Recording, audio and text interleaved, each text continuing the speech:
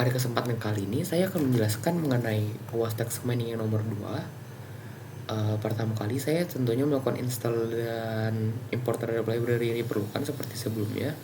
Kemudian dikarenakan data yang diperlukan harus diambil dari scraping terhadap YouTube, saya menggunakan API YouTube dan mengambil berdasarkan 3 video yang masing-masing maksimalnya berjumlah saya tetapkan di angka 40 di masing-masing video, 40 data.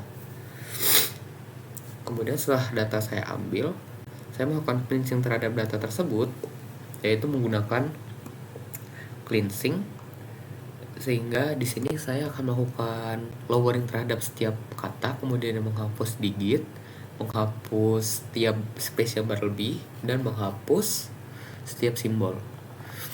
Setelah itu saya melakukan remove stop words menggunakan Indonesian terhadap datanya. Kemudian di sini setelah melakukan pre-processing, saya melakukan representasi menggunakan TF-IDF beserta word to fact.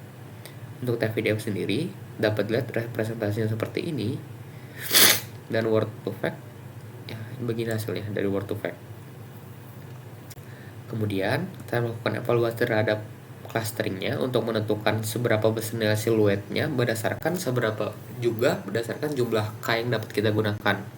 Di sini kita mendapati siluet skor untuk TF-IDF yaitu di angka 0,03, 0,02, 0,02 lagi, dan 0,05.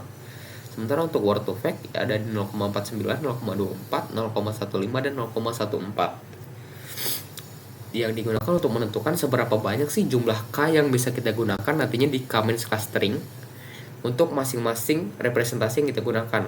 Sehingga dapat dilihat bahwa untuk menggunakan TF-IDF kita bisa mendapatkan K sebesar 5 dari K-means, sementara yang terbaik untuk word to fact adalah sebanyak 2. Lalu untuk melakukan persona analisis, saya melakukan hasil dari clusteringnya.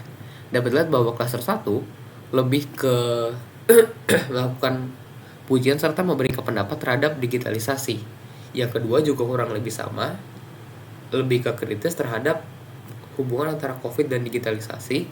Yang ketiga, banyak kan lebih membahas benar-benar lebih ke digitalisasi seperti yang dapat lihat di sini. Kemudian yang keempat lebih ke cluster 3 ini, atau yang keempat menunjukkan pendapat yang negatif. Jadi cluster 3 menunjukkan lebih ke suatu hal yang tidak terlalu positif, yang mana yang negatif. Sementara yang cluster 4 atau yang kelima lebih ke terima kasih terhadap yang diberikan dan sebagainya. Itu merupakan persona analisis untuk clustering yang dihasilkan menggunakan TF-IDF. Sementara untuk clustering yang dihasilkan menggunakan word to fact, dilihat bahwa hanya terbentuk 2 cluster, yang mana cluster 1 lebih ke bagaimana pendapat dari setiap komentar YouTube. Yang kedua, cluster ini hanya mencakup kata mantap. Lalu untuk yang 1D, metode topic extraction yang saya gunakan adalah LDA dan NMF. Maka dari itu diperlukan TF-IDF beserta confactorizer, yang mana confactorizer akan dimasukkan pada LDA dan TF-IDF akan dimasukkan pada NMF. Yang mana LDA dan NMF keduanya berfungsi untuk melakukan pencarian terhadap motif yang tersembunyi atau topik yang tersembunyi dari kata yang ada. Lalu berdasarkan itu dilakukan pengambilan 5 topik dari setiap model. Didapati bahwa untuk berdasarkan LDA, topik yang digunakan adalah langsung terlihat bahwa digital literasi Indonesia transformasi. Sementara topik yang kedua adalah digital Indonesia, masyarakat meningkatkan pemerintah. Topik ketiga, digital Indonesia, teknologi transformasi meningkatkan. Topik keempat, Prof ilmunya terima kasih, TO sehat. Topik kelima, BR digital transformasi meningkatkan Indonesia. Lalu untuk yang menggunakan model NMF, didapati bahwa topik 0 adalah Prof terima kasih ilmunya sehat kasih. Topik 2, digital Indonesia transformasi masyarakat meningkatkan. Topik ketiga, BR teknologi maju jaringan meningkatkan. Topik 4, Alma cakep bagus REF WWW. Sementara topik 5 adalah terima kasih terima Indrawan AWS Microsoft.